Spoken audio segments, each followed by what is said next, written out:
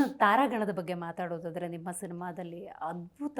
ಈಗ ಅವಿನಾಶ್ ಅವ್ರು ಇರ್ಬೋದು, ಶ್ರುತಿ ಅವ್ರು ಇರ್ಬೋದು, ಸಾಧು ಕೋಕಿಲ ಸರ್ ಅವ್ರ ಬಗ್ಗೆ ಹೇಳೋದೇ ಬೇಡ. ಅದರ ನನಗೆ ಆ ಓಪನಿಂಗ್ ಟ್ರೇಲರಲ್ಲಿ ಶ್ರುತಿ ಅವ್ರ ವಾಯ್ಸ್ ಅಂತೂ ಡಾಮಿನೇಟಿಂಗ್. ಓ ಮೈ ಗಾಡ್, ಏನು ಹೇಳ್ಬೇಕೆಲ್ಲ ಲೆಜೆಂಡ್ಸ್ ಇದಾರಲ್ಲ ಅಂತ. ಹಾಂ, ನಾನು ಅಪ್ರೋಚ್ ಮಾಡಿದಾಗ sir first time production direction ಅಂದಾಗ ಎಲ್ಲ ನನ್ನ ಮೇಲಿರೋ ಪ್ರೀತಿಗೆ ಒಪ್ಕೊಂಡ್ರು. ಅಲ್ಲ, ನಾನು ಇನ್ನೊಂದು ಕ್ವಶನ್ ಕೇಳ್ಬಿಡ್ತೀನಿ, Please ಹೇಳಿ, ನಂಗೆ ಕ್ಯೂರಿಯಸ್ ಐತಿ.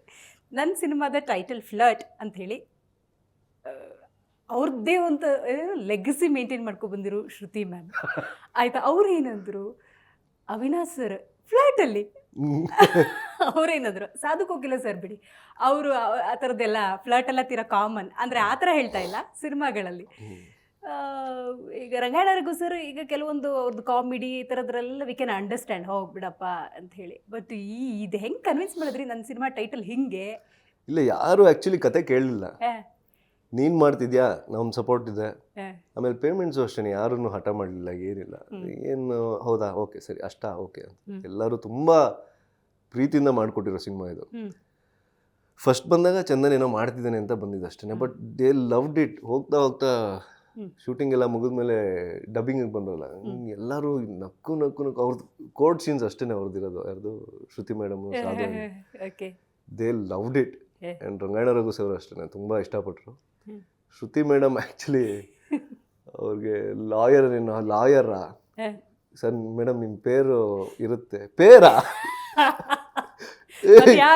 ನಾನು ವಿಷ್ಣು ಸರ್ ಅಂಬರೀಷ್ ಸರ್ ಜೊತೆ ಮಾಡಿದ್ದೀನಪ್ಪ, ಏನಿದು? ಇಲ್ಲ ಮೇಡಮ್, ನಿಮ್ ಗಿಲಿ ಅಲ್ವಾ ಶ್ರುತಿ ಮೇಡಮ್, ಸಾಧು ಜಡ್ಜಸ್, ಅಲ್ಲೊಂಚೂರು ಏನೋ ಫ್ಲರ್ಟಿಂಗ್ ತರ ನಡೀತಾ ಇರುತ್ತೆ. ಸೊ ಅಯ್ಯೋ ಹೌದಾ ಕೇಳ್ದ ಅವ್ರಿಗೆ ಅಂದ್ರು. ಅವ್ರು ಫಸ್ಟೇ ಓಕೆ ಸಾಧು ಸರ್. ಸೊ ಹಾಗೆ ಶುರು ಆಯ್ತು. ಎಲ್ಲ ತುಂಬಾ ತುಂಬಾ ಚೆನ್ನಾಗಿ ಮಾಡಿದ್ದಾರೆ actually. Avinash sir first approach ಮಾಡಿದಾಗ ಜಡ್ಜ ಅಂದ್ರು. ಅಂದ್ರೆ ಅವ್ರ ಇದರಲ್ಲಿ ಜಡ್ಜ್ ಅಂದ್ರೆ ಸುಮ್ಮನೆ ಕೂತಿರೋ ಕ್ಯಾರೆಕ್ಟರ್ ಅದು ಅಂತ. ಬಟ್ ಆಮೇಲೆ ಎಕ್ಸ್ಪ್ಲೈನ್ ಮಾಡಿದೆ ಶೂಟಲ್ಲಿ, ಲೈಕ್ ಹಿಂಗಿದೆ ಸರ್, ಹಿಂಗಿದೆ ರಿಯಾಕ್ಷನ್. ಈ ಲವ್ಡ್ ಇಟ್. ಅವ್ರದ್ದು ಮಜಾ ಇದೆ. ಏನೋ ಅವ್ರು ಕಾಮಿಡಿ ಮಾಡಲ್ಲ, ಆ ರಿಯಾಕ್ಷನ್ಸ್ ಇದೆಯಲ್ಲ ಅವಿನಾಶ್ ಸರ್ದು, ಸುಮ್ ಸೀರಿಯಸ್ ಆಗಿ ನೋಡ್ತಿರೋದೇ ಸಖತ್ತಾಗಿದೆ. ಅದು ಕೌಂಟ್ರಾಗಿ ಇವ್ರು ಇರ್ತಾರೆ. ನಂಗೆ ಕ್ಯೂರಿಯಾಸಿಟಿ ಆಯ್ತು ಹಂಗಾದ್ರೆ.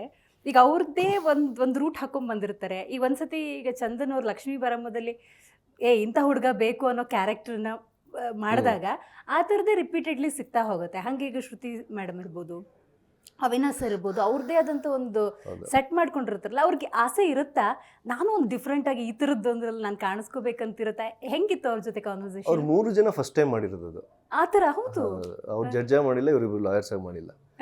ನನಗೆ ಇಮ್ಯಾಜಿನೇಷನಲ್ಲಿ ಸಾಧು ಸರ್ ಆ್ಯಕ್ಚುಲಿ ಹೇಳಂಗಿಲ್ಲ, ಬಟ್ ಹಿ ಈಸ್ ರೈಟ್ ಸಿನಿಮಾದಲ್ಲಿ. ಹೌದಾ? ಹೌದು, ಹಿ ಈಸ್ ರೈಟ್. ನೀವು ಸಿನಿಮಾ ನೋಡಿದ್ರೆ ಗೊತ್ತಾಗುತ್ತೆ. ಕಕ್ಷಿದಾರರ ಪರವಾಗಿ ಮಾತಾಡೋದು ನೋಡಿ ನನಗೆ ಅಲ್ಲ, ನಾನು ಅದಕ್ಕೆ ಫಸ್ಟ್ ಕ್ವಶನ್ ಏನು ಗೊತ್ತಾ ಕೇಳಿ, ನೀವು ಯಾರು ಧ್ವನಿಯಾಗಿದ್ದೀರಾ ನೀವು ಅಂತೇಳಿ. ಎಷ್ಟು ಜನ, to be frank, to on serious note ನಾ ಹೇಳ್ತಿರೋದು, ಕೆಲವೊಮ್ಮೆ ಮಿಸ್ಯೂಸ್ ಆಗುತ್ತೆ, ಲಾಸ್ ಕಾನೂನುಗಳು ಮಿಸ್ಯೂಸ್ ಆಗುತ್ತೆ. ನೀವು ಫನ್ ಎಲಿಮೆಂಟಲ್ಲೇ ತೊಗೊಂಡು ಹೋಗ್ತಿರ್ಬೋದು, ಎಂಟರ್ಟೈನ್ಮೆಂಟ್ ಪರ್ಪಸಲ್ಲೇ ತೊಗೊಂಡು ಹೋಗ್ತಿರ್ಬೋದು. ಎಷ್ಟೋ ಜನಕ್ಕೆ ಕನೆಕ್ಟ್ ಆಗೋದಂತೂ ಫಿಕ್ಸ್. ಆಗಲೇಬೇಕಲ್ವಾ? ಕನೆಕ್ಟ್ ಆಗಿಲ್ಲ ಅಂದರೆ ಸಿನಿಮಾ ಹೋಯ್ತು ಅಂತ ಅರ್ಥ. Very nice. ಸೊ ಯಾವುದರಲ್ಲಿ like me too we too ಅಂತ ಆದಾಗ ಅಲ್ಲಿ see there are cases of real me toos ಅನ್ಸುತ್ತೆ. ಸೊ ದಟ್ ನಾನು ಡಿಸ್ಟರ್ಬ್ ಮಾಡೋಕ್ಕೆ ಇಷ್ಟಪಡಲ್ಲ. ನನಗೆ ಅದ್ರ ಬಗ್ಗೆ ನೋ ಕಮೆಂಟ್ಸ್. ಅಂದರೆ ಅದೇನು ನ್ಯಾಯಾಲಯ ಅದೇ. But what about wrong cases ಇದ್ದರೆ ಅಲ್ವಾ? ಹಾಂ. ಸೊ ಒಂದು ಲಾ ಅಂತ ಬರುತ್ತೆ, ಅದು ಸಫರ್ ಆಗ್ತಿರೋರಿಗೆ ಅಂತ ಲಾ ಮಾಡಿರ್ತಾರೆ. ಓಕೆ, ಬಟ್ ಅದನ್ನು ಮಿಸ್ಯೂಸ್ ಮಾಡ್ಕೊಳ್ಳೋರು ಇರ್ತಾರಲ್ವಾ. ಸೊ ಆ ಥರದ್ದೊಂದು ಕಾಮಿಕಲ್ ಆಗಿ ತೊಗೊಂಡೋಗಿದ್ದೀನಿ. ಐ ಮೀನ್ ಇಷ್ಟಪಡ್ತೀರಾ?